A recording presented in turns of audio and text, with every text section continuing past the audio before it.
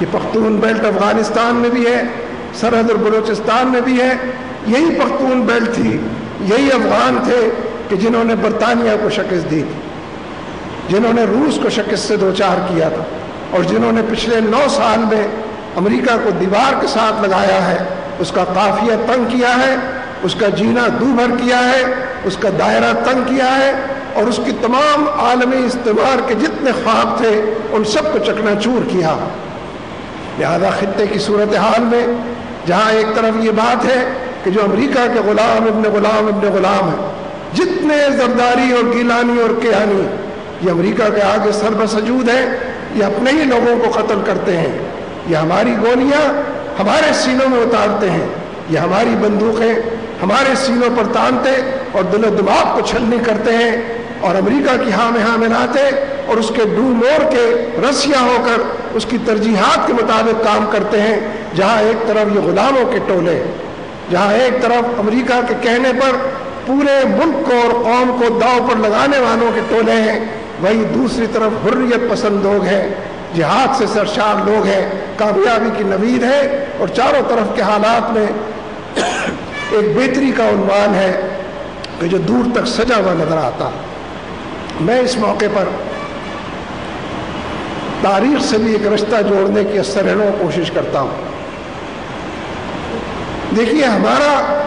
مستقبل ہماری تاریخ کے اندر پنہا، اس تاریخ سے سبق لیا جائے، اس کے جھروکوں میں جھانکا جائے، ماضی سے رشتوں کو استوار کیا جائے، انہیں جذبوں کو اثرنو بیدار کیا جائے، اسی ایمان کی حرارت سے اثرنو وضو کیا جائے، اور اسی کو اپنی شناخت بنایا جائے. غزوہ بدر کے 2 پیغام، غزوہ بدر پر میں تفصیلی بات نہیں کر رہا، لیکن اس کے 2 پیغام بہت واضح.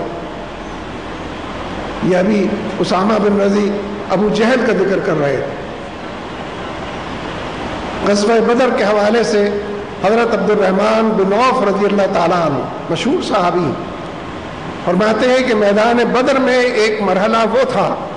جب ایک ادھر سے لڑنے کے لیے آتا تھا، ایک ادھر سے لڑنے کے لیے جاتا تھا. فرماتے ہیں کہ جب کفار نے، مشرکین مکہ نے اس جنگ کو ہرتے دیکھا، بازی کو اپنے ہاتھ سے نکلتے دیکھا، تو فرماتے ہیں کہ پھر اجتماعی جنگ شروع ہو گئی. اور خود ہی حضرت عبد الرحمن بن عوف رضی اللہ تعالیٰ عنہ فرماتے ہیں کہ اجتماعی جنگ میں اس بات کی بڑی اہمیت ہے کہ انسان کا دایاں بھی مضبوط ہو اور اس کا بایاں بھی مضبوط ہو. فرماتے ہیں کہ میں نے دائیں طرف دیکھا تو ایک معصوم اور کم سن سے بچے کو، نوجوان کو اپنے دائیں طرف کھڑے دیکھا. کہتے ہیں کہ میں نے دل ہی دل میں یہ کہا کہ عبد الرحمن، تمہارا دایاں تو بہت ہی کمزور ہے، اجتماعی جنگ شروع ہونے والی ہے، کیسے اس کمزور دائیں سے تم اس جنگ کو لڑو. فرماتے ہیں کہ میں نے پھر بائیں طرف دیکھا تو ایک اور کم سن نوجوان کو، معصوم سی شے کو اپنے بائیں طرف کھڑے دیکھا. بس میرے پیروں تلے زمین نکل گئی، اور میں نے اپنے آپ سے کہا کہ عبد الرحمن، تمہارا تو دایاں بھی کمزور ہے اور بایاں بھی کمزور ہے، اجتماعی جنگ سر پر کھڑی ہے، کیسے اس جنگ کو لڑو. فرماتے ہیں کہ میں ابھی اسی ادھیڑ بن میں تھا کہ دونوں نوجوان بیک آواز بولے، بآواز بلند چلا کر بولے اور کہا کہ چچا، ابو جہل کہاں ہے؟ فرماتے ہیں کہ میں نے دونوں کو سر سے لے کر پیر تک دیکھا اور پوچھا کہ بھتیجو، تم ابو جہل کا کیا کرو؟ دونوں نے پھر بیک آواز کہا، نیام سے تلواریں نکالی، فضا کے اندر لہرائی اور کہا کہ چچا،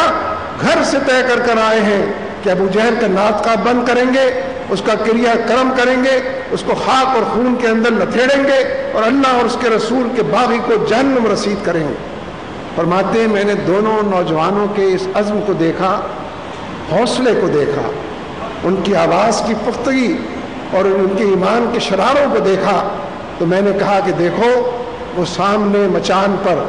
فلاں رنگ کے کپڑوں میں ملبوس بیٹھا ہے، بس وہی ابو جہل بیٹھا. بار بار اس کی فوج تتر بتر ہوتی ہے، بار بار وہ ان کو منظم کرتا ہے، بار بار اس کی فوج شکست سے دوچار ہوتی ہے، بار بار وہ ان کو لشکارتا اور آگے کی طرف بڑھاتا ہے. وہ دیکھو وہاں سامنے مچان پر فلاں رنگ کے کپڑوں میں ملبوس ابو جہل بیٹھا ہے. فرماتے ہیں کہ ابھی بات ادھوری تھی، ابھی جملے نامکمل تھے، ابھی کچھ کہنا باقی تھا کہ دونوں نوجوان بجلی کی طرح کوندے طوفان کی طرح اٹھے، آندھی کی طرح لپکے، مچان کے قریب پہنچے، دونوں نے تلوار سے وار کیا، دونوں کی تلوار کا وار ابو جہل کی گردن پر لگا، ابو جہل مچان سے نیچے گرا، خاک اور خون کے اندر لتھڑا ہوا ابو جہل انہیں زخموں کی تاب نہ لاتے ہوئے ہمیشہ کے لیے جہنم رسید ہوئے۔ تمہارے پاس ہمیشہ ماذ اور موعظ بھی موجود رہیں گے، تمہاری صفوں کے اندر وہ نوجوان اور وہ ابھرتے ہوئے نوجوان موجود رہیں گے جو ابو جہلوں کا کریا کرم کرنے کے لیے، ان کی تہذیب کو تہس نہس کرنے کے لیے، ان کے نظام کو شکست سے دوچار کرنے کے لیے، ان کے گئے گزرے حالات کے اندر بھی ان کے تمام اقوال کو رد کرنے کے لیے تمہاری صفوں میں وہ لوگ موجود رہیں گے کہ جو اس کام کو انجام دے سکیں۔ دوسرا سبق یا دوسرا پیغام رہتی دنیا تک غزوہ بدر کے حوالے سے کیا ہے؟ 313 تھے، بالکل گئے گزرے تھے،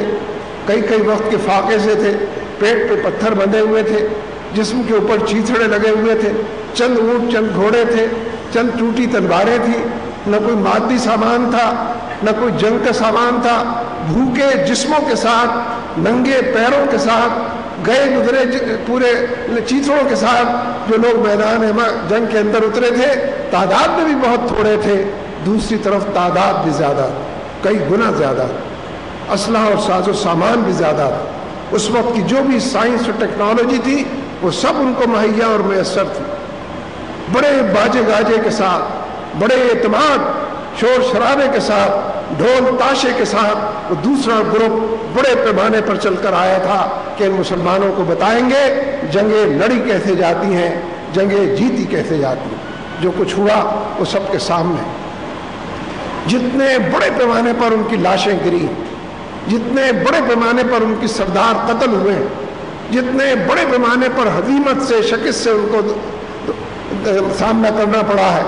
رہتی دنیا تک غزوہ بدر کا اس پیغام کو زندہ رکھنا ہے، اور یہ زندہ ہو کر بار بار سامنے آتا ہے کہ قوموں کے درمیان جنگیں اسلحے اور ساز و سامان کی بنیاد پر نہیں جیتی جاتی،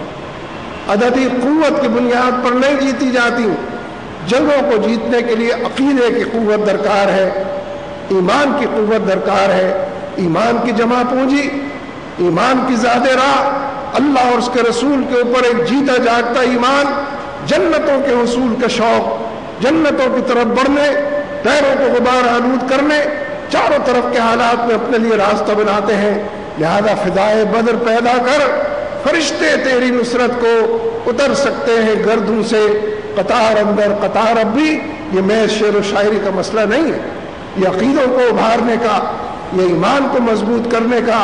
یہ اپنے رب کے اوپر ایک جیتا جاگتا ایمان، یہ نبی اکرم صلی اللہ علیہ وسلم ان کی محبت سے سرشار ہوا جائے، ان کے عشق سے دوچار ہوا جائے، ان کے نظام کی بات کی جائے اور بات بڑے پیمانے پر کی جائے، حب مصطفیٰ کی بات کی جائے، عشق مصطفیٰ کی بات کی جائے، جام مصطفیٰ کی بات کی جائے، حوض مصطفیٰ، دست مصطفیٰ کی بات کی جائے، ان پر لاکھوں اور کروڑوں درود، ان پر لاکھوں اور کروڑوں سلام بھیجے جائیں۔ جب ہم یہ بات کرنے لگتے ہیں تو کبھی کبھی لگتا ہے کہ شاید سیرت پر تقریر کر رہے ہیں۔ ہماری ہر بات سیرت پر تقریر ہونی چاہیے، اس لیے کہ نبی اکرم صلی اللہ علیہ وسلم کی حیات طیبہ، لقد کان لکم فی رسول اللہ اسوۃ حسنہ، آپ کا جو اسوہ حسنہ ہے وہ جنگ میں بھی رہنمائی دیتا ہے،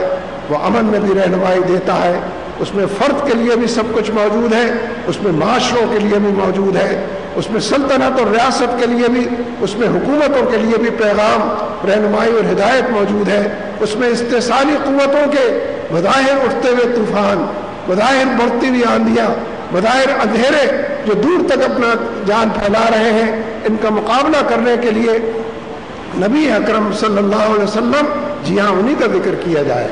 ان پر درود و سلام کے حوالے سے کیا جائے، ان کا جو مقام اور حیثیت ہے اس کے مطابق تو ہم نہیں کر سکتے، اس لیے تو ہم اللہ تعالیٰ سے کہتے ہیں کہ ان پر درود بھیجیے، ہم بھلا اس قابل کہاں ہیں؟ اللہم صلی علی، اللہ تبارک و تعالیٰ سے درخواست کرتے ہیں، جیسے حضرت ابراہیم علیہ السلام اور ان کی ذریت کے حوالے سے تو نے ان کو بابرکت بنایا تھا، نبی اکرم صلی اللہ علیہ وسلم کے لیے، اس لیے کہ ہم اس قابل اپنے آپ کو نہیں پاتے اور نہ ہیں کہ ہم آپ پر صحیح معنوں میں خود درود بھیج سکیں، اللہ تعالیٰ سے درخواست کرتے ہیں۔ تو میں آپ سے یہ کر رہا تھا کہ جو اس خطے کی پوری صورتحال ہے اس میں دونوں طرح کی مثالیں موجود ہیں. اگر 26 ملکوں کی فوجیں نیٹو شکست سے دو چار، نفسیاتی مریض، خطے کی بات آتی ہے کشمیر کا ذکر کیوں نہ کریں. جو اعداد و شمار خود بھارت کی آرمی کی طرف سے شائع ہوتے ہیں اور ظاہر ہے کہ اس میں بڑے بخل سے کام لیتے ہیں، بہت کم اعداد و شمار دیتے ہیں، ہر سال سینکڑوں ان کے فوجی نفسیاتی مریض بن جاتے ہیں.